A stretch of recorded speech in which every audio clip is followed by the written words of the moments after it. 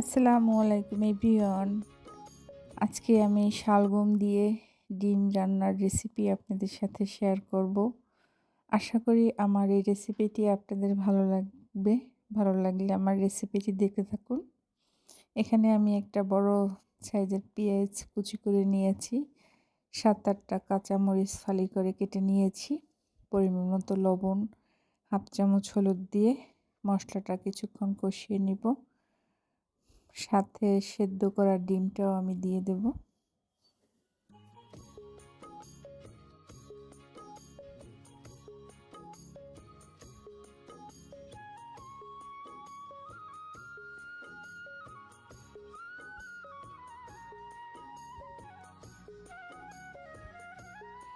এখানে half KG শালগম আমি সরু করে কেটে নিয়েছি, চিকন চিকন করে।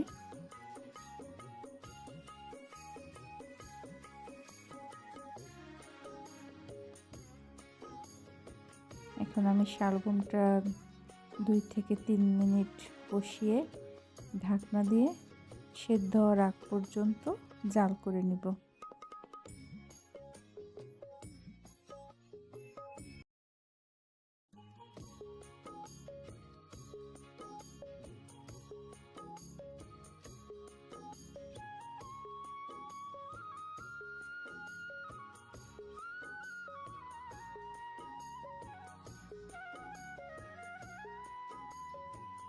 শালগম থেকে যে পানিটা বের হবে, ঢাকনা দিলে অনেক পানি বের হবে, এই পানিটা দিয়েই শালগমটা রান্না হবে।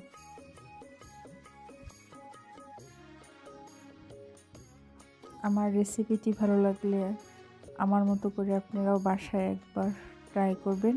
এটা আপনারা রুটি দিয়ে খেতে পারেন, ভাত দিয়ে খেতে পারেন।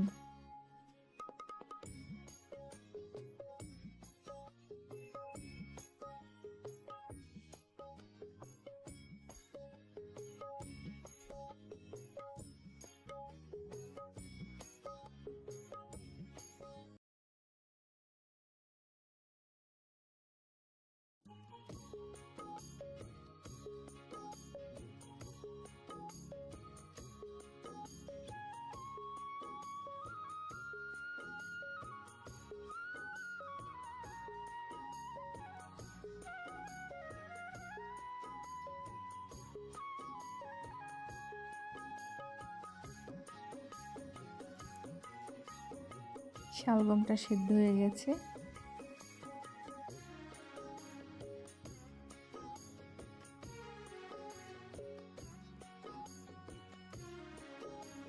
শালগম দিয়ে ডিম রান্নার রেসিপি রান্না শেষ।